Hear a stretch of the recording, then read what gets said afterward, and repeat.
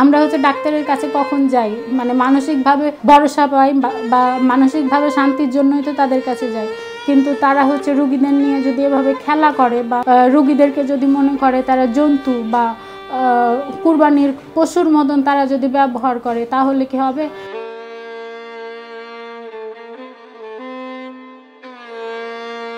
যে আমার অপারেশনটা করা হয়েছে সেটা আপনার সাকসেসফুল অপারেশন হয়নি। কোনো একটা জায়গায় লিকেজ আছে, যেটা দিয়ে আপনার পিত্তরস বের হতেই আছে। ওই পিত্তরস বের হওয়ার কারণে আমি যাই খাই না কেন বমি হয়ে যাচ্ছে এবং আমার পেটের মধ্যে পিত্তরসটা জমা হতে শুরু করেছে। আমার বয়স কত বলেন? আমার একটা 2 বছরের বাচ্চা আছে। এখন যদি আমার আবার সেকেন্ড অপারেশন হতে যেয়ে যদি আমার আবার কোনো কিছু হয়ে যায়, এই দায়ভারটা কে নিবে? ডাক্তার ইসরাফিল স্যার কি নিবে বলেন? না কোনো হসপিটাল নিবে? এটা দায়ভার কে নিবে বলেন?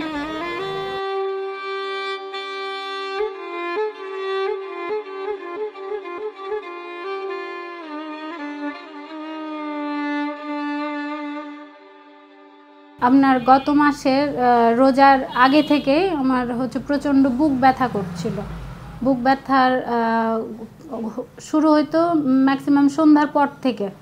তো এইটার কারণে হচ্ছে এমার্জেন্সিভাবে আমরা হচ্ছে সরকারি হসপিটাল গেছিলাম। ওইখানে যে ওনারা হচ্ছে তাৎক্ষণিকভাবে প্রাথমিক একটা চিকিৎসা দেয় এবং আমাদের কিছু টেস্ট করতে দেয়।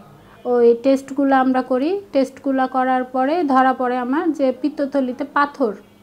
এই পিত্তথলিতে পাথরের জন্য আমার এই বুকটা ব্যথা করে। তারপরে আপনার হচ্ছে বাসায় আসে এবং অপারেশনের জন্য প্রিপারেশান নিতে থাকি যে আমরা অপারেশন করব 2-1 দিনের ভিতরে। তার ভিতরে আমার অতিরিক্ত ব্যথা শুরু হয়ে যায়, মানে যেটা হচ্ছে সহ্য করার মতোই ব্যথা ছিল না। তারপরে আপনার হচ্ছে আমরা ম্যাক্সে 18 তারিখ যাই অপারেশনের জন্য ডক্টর ইসরাফিল স্যারের কাছে, এবং সেখানে যাওয়ার পরে তারা কিছু প্রাথমিক ট্রিটমেন্ট দেয়, টেস্ট করাই। টেস্ট করানোর পরে তারা হচ্ছে আমার 18 তারিখ অপারেশন শুরু করে।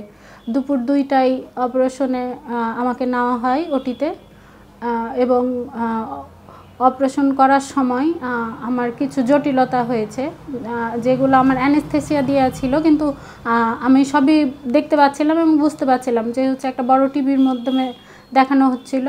তো যখন ওরা অপারেশন করে, ওদের যে অপারেশন আমার ল্যাপ্রোস্কোপির মাধ্যমে অপারেশন হয়েছে।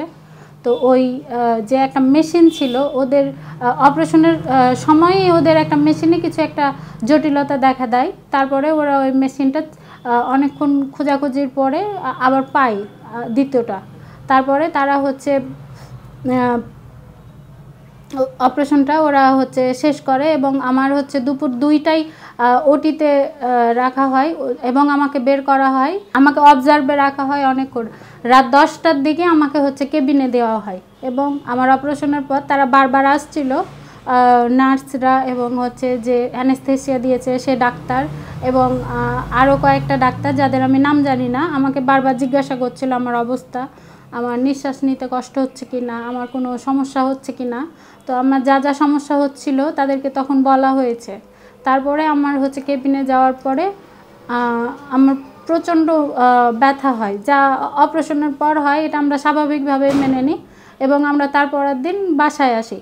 কিন্তু আমার অপারেশন করার পরের দিন যে আমাকে ইসরাফিল স্যার যে আমাকে দেখতে আসবে বা আমার যে খোঁজ খবর নেবে বা আমার অপারেশনটা সাকসেসফুলি হয়েছে কি না বা আমার অপারেশনের পর কোনো জটিলতা আছে কি না বা আমার কোনো সমস্যা হচ্ছে কি না, আমি সেই স্যারের চেহারা দেখিনি। তারপর আমরা বাসায় আসি। বাসায় আসার 5 দিন পরে, হ্যাঁ, অপারেশনের সময় শুধু তাকে আমি দেখেছি, তারপর আমি আর তাকে দেখিনি। এবং অপারেশনের 5 থেকে 7 দিন পরে আমার হচ্ছে সেলাই কাটার জন্য যাওয়া হয়। সেলাই কাটার যাওয়ার পরে কাটার পর থেকে আমার প্রচণ্ড ব্যথা হয় এবং ব্যথার পরে আমরা হচ্ছে বাসায় আসি। আসার পর থেকে মানে কিছু খেতে পারি না, জায়গায় সেটাই আমার হচ্ছে বমি হয়ে যায়।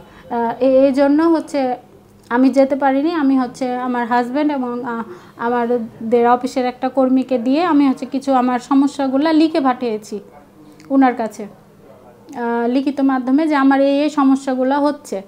তো তিনি বলেছে যে এটা হচ্ছে এরকম হওয়ার কথা না, এই রোগীগুলা 2 থেকে 3 দিনের ভিতরে ঠিক হয়ে যায়, কিন্তু 2 সপ্তাহ হয়ে যাচ্ছে রোগী ঠিক হচ্ছে না, আমি হচ্ছে ওষুধ চেঞ্জ করে দিচ্ছি।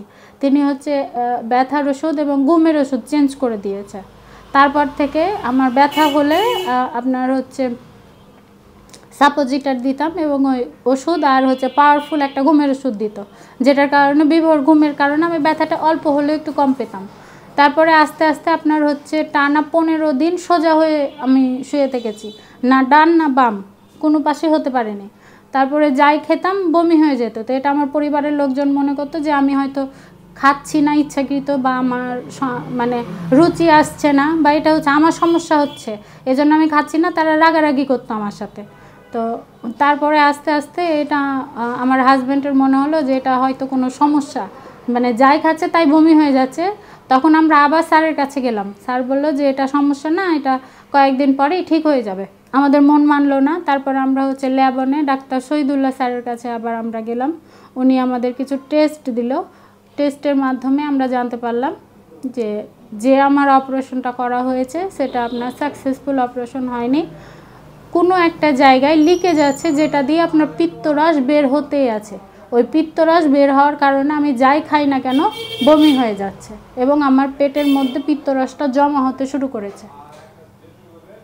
এখন পর্যন্ত আপনার গত মাসের 18 তারিখ অপারেশন হয়েছে, আজকে হচ্ছে আজকে 13 তারিখ। আজকে পর্যন্ত আমি মানে ভাতের দানা পর্যন্ত আমি খেতে পারি না, মাঝে মাঝে 1-2 ঢোক পানি খাচ্ছি। আর সদর হসপিটালে যে মাঝে মাঝে আমাকে গ্লুকোজের ইঞ্জেকশন মানে স্যালাইন পুশ করা হচ্ছে, যে কারণে আমি ডিহাইড্রেট না হয়ে যাই এটার কারণে, এবং আমাকে ইমিডিয়েটলি আবার অপারেশন করার সাজেশন দেওয়া হয়েছে। এখন আমার এই অপারেশনটা ল্যাপ্রোস করা হবে না, এটা হচ্ছে এখন আমার চাপাইয়ের মধ্যে কোথাও অপারেশন এটা হবে না, এটা আমাকে এখন চাপাইয়ের বাইরে অপারেশন করতে হবে এবং এটা আমাকে ওপেন কেটে আপনার হচ্ছে পুরোটা আমাকে অজ্ঞান করে আইসিইউর মধ্যে রেখে এটা অপারেশন করতে হবে। আর নতুন অপারেশনে তো অবশ্যই ঝুঁকি আছে, কারণ হচ্ছে আমার অ্যানেস্থেসিয়া দেওয়া হয়েছে, ডাবল অ্যানেস্থেসিয়া হয়ে যাবে আপনার হচ্ছে এই 20-22 দিনের ভিতরে। তারপরে আপনার হচ্ছে এইবার আপনার যেটা আমার অপারেশন হবে সেটা আমার কলিজার আশেপাশে যে পিত্তরসগুলো আছে ওইগুলো আপনার পরিষ্কার করতে যে কলিজাতেও আঘাত লাগতে পারে, লাংসেও আঘাত লাগতে পারে, এবং আপনার যে পুরোটাই আমাকে অজ্ঞান করা হবে, এই জ্ঞান ফিরবে কিনা এইটা তারা বলতে পারছে না। এবং আমি 20-25 দিন ধরে আমার যে না খাওয়া, আমার শরীর মানে প্রিপেয়ার্ড না আবার নতুন করে অপারেশন করার জন্য। এখন মনে করেন আমার পুরোটাই স্বাস্থ্যের ঝুঁকি থেকে গেছে।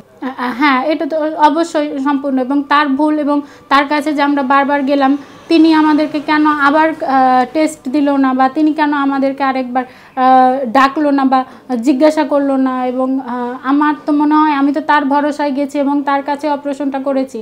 তার কাছে আমরা হচ্ছে ডাক্তারের কাছে কখন যাই, মানে মানসিকভাবে ভরসা পাই বা মানসিকভাবে শান্তির জন্যই তো তাদের কাছে যাই, কিন্তু তারা হচ্ছে রুগীদের নিয়ে যদি এভাবে খেলা করে বা রুগীদেরকে যদি মনে করে তারা জন্তু বা কুরবানির পশুর মতন তারা যদি ব্যবহার করে, তাহলে কি হবে?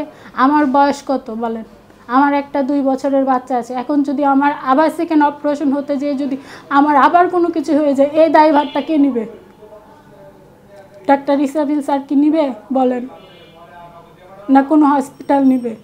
এটা দায়ভার কে নিবে বলেন?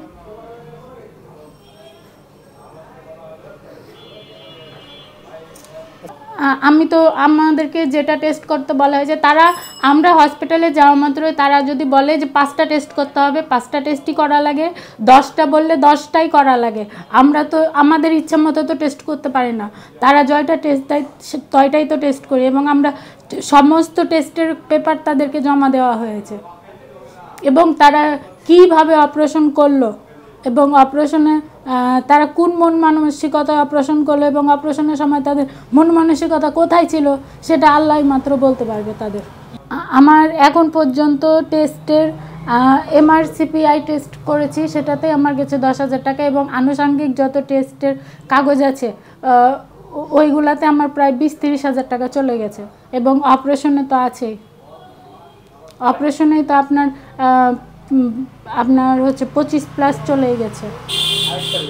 না, লিকেজটা আপনার হচ্ছে অপারেশনের মাধ্যমে, অপারেশন করার পর থেকে লিকেজটা হচ্ছে, এবং যে MRCPI টেস্টটা করেছে ওইখান থেকে ওরা সঠিকটা বের করতে পারছে না যে এই জায়গাটা থেকে লিকেজটা আসছে, কিন্তু যেখানে আপনার নালীটা আছে ওই নালী থেকে লিকেজটা আসছে, পিত্তনালীর যেটা। এখন আপনার এটা তো ডাক্তাররাই বলতে পারবে ভালো, কিন্তু এটা হচ্ছে অপারেশনের কারণেই আমার ফল্টগুলো হয়েছে। অপারেশনের আগের এই ফল্টগুলো ছিল না, অপারেশনের পর থেকেই আপনার হচ্ছে লাংসে পানি জমতে শুরু করেছে, আমার হচ্ছে পিত্ত পানি জমতে শুরু করেছে, এবং এটা যদি আমার দ্রুত ইমিডিয়েটলি আমার হচ্ছে আবার অপারেশন করতে হবে, না হলে এটা আবার ইনফেকশন হবে, এটার আরও জটিলতা বাড়তে পারে।